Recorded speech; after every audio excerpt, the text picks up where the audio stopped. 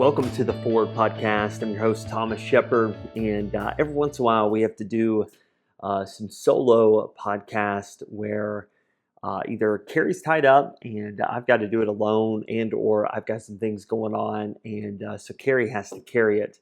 And this just happens to be one of those weeks where we are divide and conquer as a couple. And so Carrie's got a couple things that are going on, and so yeah, I'm going solo. But I hope that if you're listening to this, not like, oh well, we're on here for Carrie, so we're going to go ahead and shut it off. Don't do that. I think I've got some things that'll really be a blessing and a help to you. Carrie and I have kind of written out just a schedule, a plan of where we'd like to go with the next several episodes as we're heading into a very busy season for our family. Our kids are finishing out school. We have high school graduation, and then we've got, in the Midwest, we do these things called open houses, and boy, they are a real blessing. So you get to go around to a lot of different people's houses and congratulate their graduate, drop off a card. It actually is a great time of fellowship. Like, it's always fun getting to go around to different houses, but at Cross Point this year, we're graduating, I think it's around 30 seniors. So do the math. That is a ton of getting around and talking to folks. So then we've got some weddings coming up, and then Carrie and I will be out of town. This is the first year ever in 20 years that Carrie and I have been married. Or it's funny because we're coming up on our 20th anniversary. So in these 20 years, Carrie and I have never taken a vacation back-to-back weeks. We've done some longer trips. Every year we try to get away with our family for at least a week, but we have never combined 2 weeks back-to-back. And this is the first year we're going to do that. And so, yeah, we're like really excited about that. But then everybody knows gearing up for a vacation is really hard. There's so much prep work to get done. Then you go on vacation, then you come back and you got to play catch up.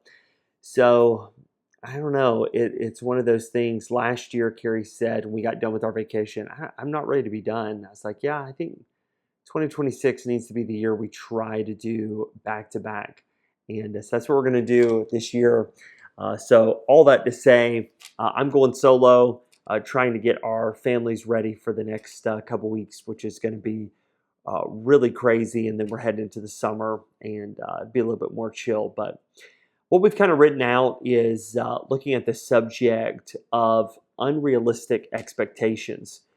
And Carrie and I, when we do marriage conferences, one of the sessions that at times I'll do in there is a segment that I literally call just this, unrealistic expectations. And the reason we do this is oftentimes in our culture, we either don't give clear expectations for the home, for the family, for marriage, for church, and people just, they don't know what's going on. A lot of times we fail at it, and or we have these expectations in all of those categories, and it's very unrealistic.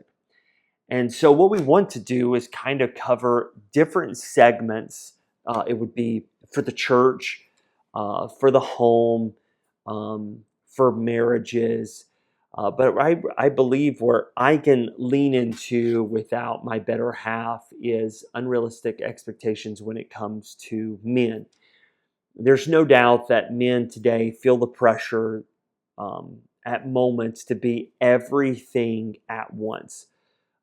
Culture is constantly moving the goalpost, and social media now has created this comparison overload to where men definitely feel the pressure, and many men secretly feel like failures in their marriage or at work or at life or in the home, even though they may be succeeding.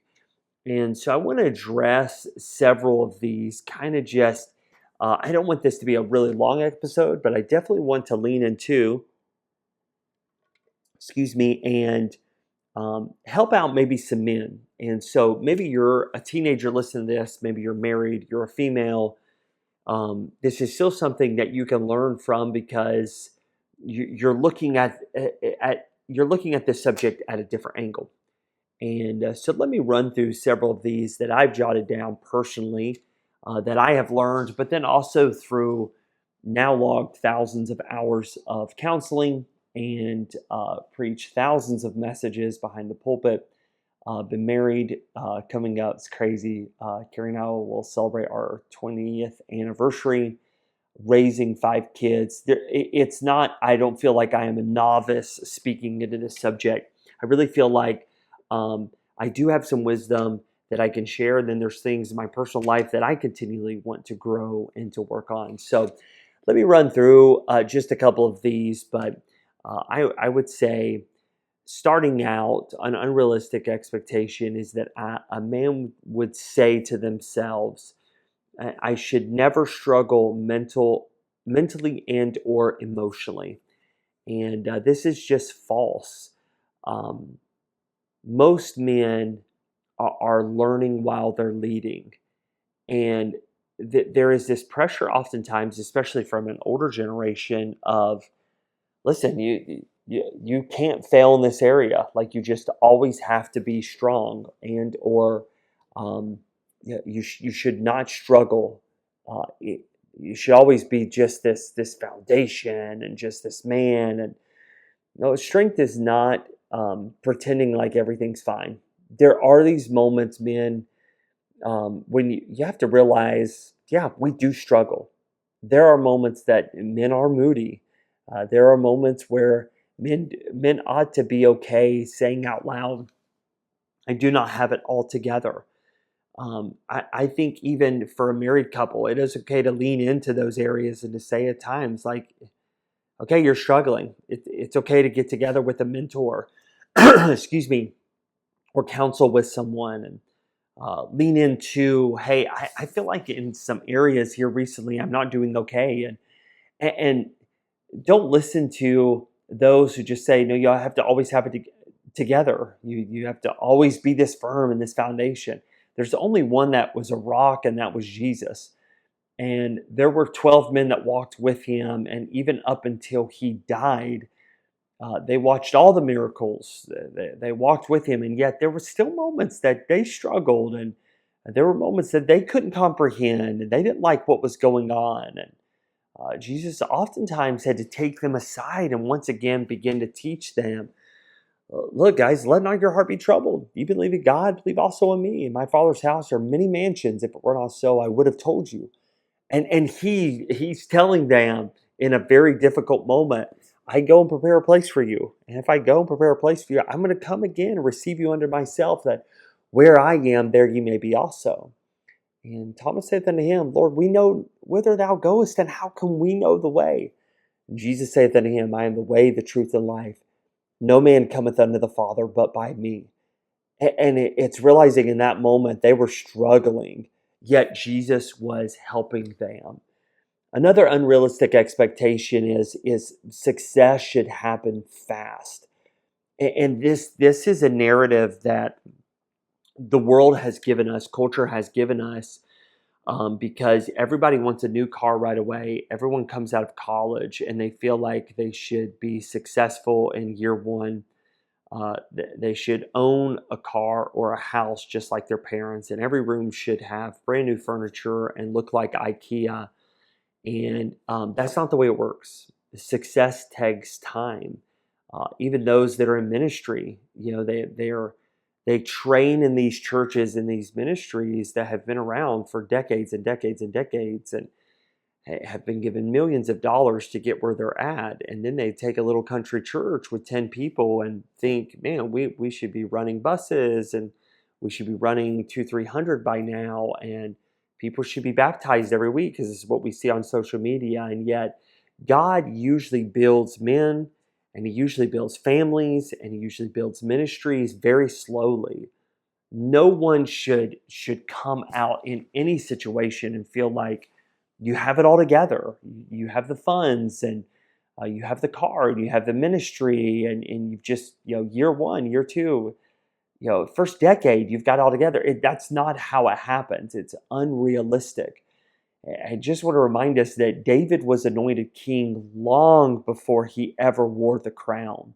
That there was a lot of training that went into his life. Moses didn't walk out of Egypt and then year two walked right back in and let my people go. It's 40 years at the backside of a desert that God was training him and helping him to see. And so men or ladies, if you're listening to this, help men realize it takes a lot of time to build a foundation of a family, of a home, of a marriage, of a ministry, work life.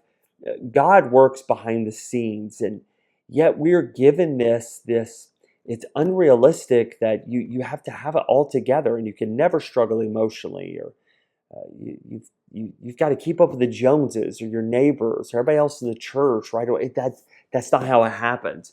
Be content with where God has you. Let Him mold you. Let Him make you. Let Him do His refining work to become the man that He wants you to be. Here's another one that a good husband never gets tired. A good worker never gets tired. A man never gets tired. No, exhaustion is real. And I'm working diligently and hard with 50 staff members every week, and with our pastoral staff, that rest is needed. We cannot wear this. We almost take it like a badge of honor that I don't take a vacation, and we never stop, and well, bless God, we're just go go go. And there's no time for vacation, there's no time for stopping, no time for Sabbath.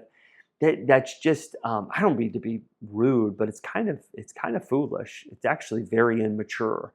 Jesus took time to get away, to be with Martha and Mary and Lazarus. He took time in a short ministry to get away in the desert by himself for a lot longer than a week. Jesus took those moments of reprieve and those moments of rest, and we ought to as well. Exhaustion is real in the life of a man, and there has to be those moments with your family that you stop and you rest, in your marriage that you stop and you get away and you once again date your wife. And with the family, there's those moments that maybe not everybody can get away to Six Flags, not everybody can get away and go enjoy the beach for a week, but all of us can get away, camp out in the backyard. All of us can get away and go eat at Red Robin for a night. Like, make sure you don't listen to the world that it just has to go, go, go. And I know there will be some that listen to this and are like, Thomas, you're the worst person to be telling us this. Especially, I think there's even people in our immediate family that think Carrie and I live this crazy busy life. So I'm going to help you out. We do. Like, we live fast paced and 100 miles an hour, and we speak out a lot. And not a lot of people know this, but I teach several college courses, and Carrie is a business owner with several employees, and plus we pastor a church of 400, and we're raising 5 kids.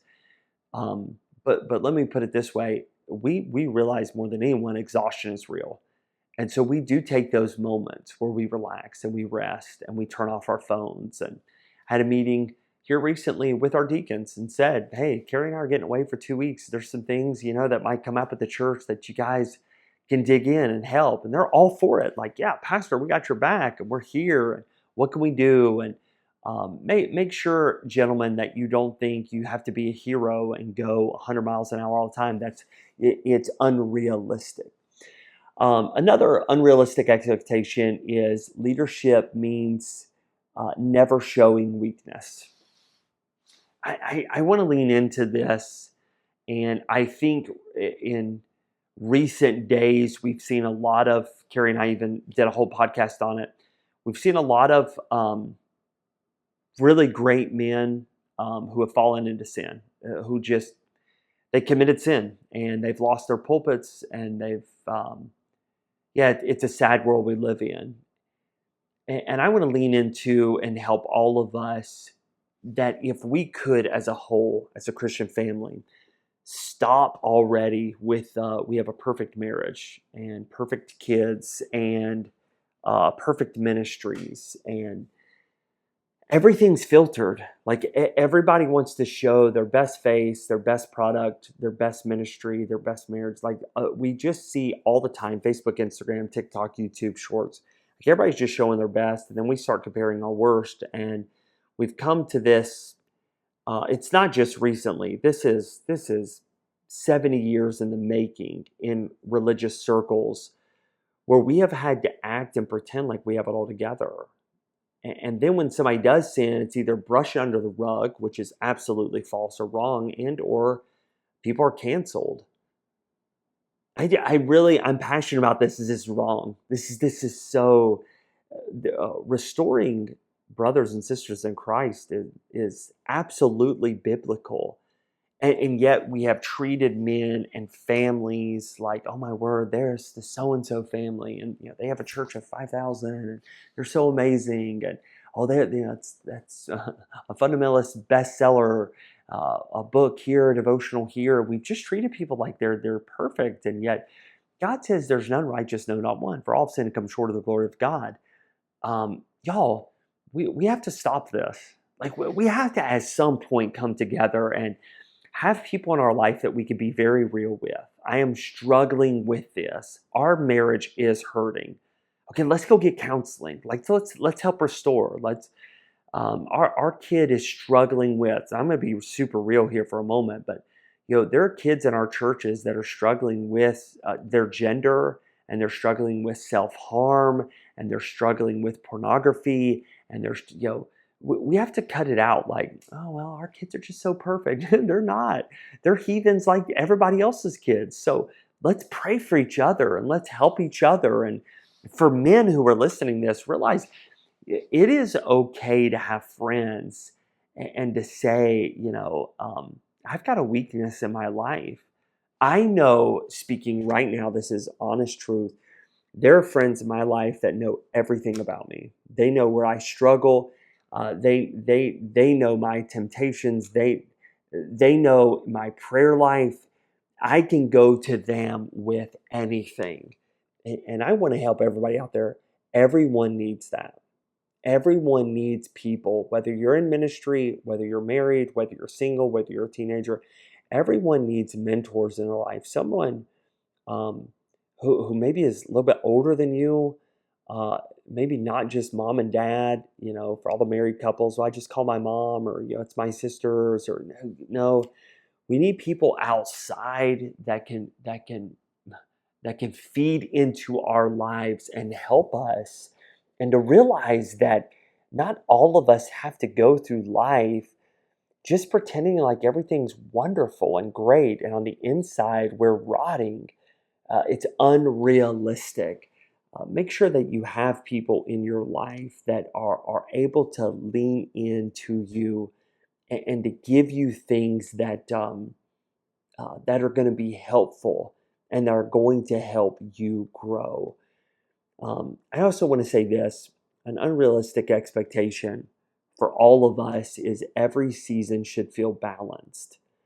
I'm hearing this more and more through church and through this podcast, and that everybody feels like every season just has to be perfect. And I'm trying to help people realize that that's just not true. Some seasons are very much survival seasons. Everyone goes through seasons that are tough financially, tough at work. There are other positions that just, in ministry, I've seen it where we go a long time without seeing a baptism. And then it's like, every week we're seeing people baptized.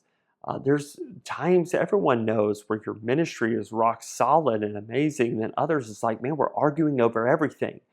There's seasons where you get along with your parents very well, and then other seasons like I don't see we're not connecting.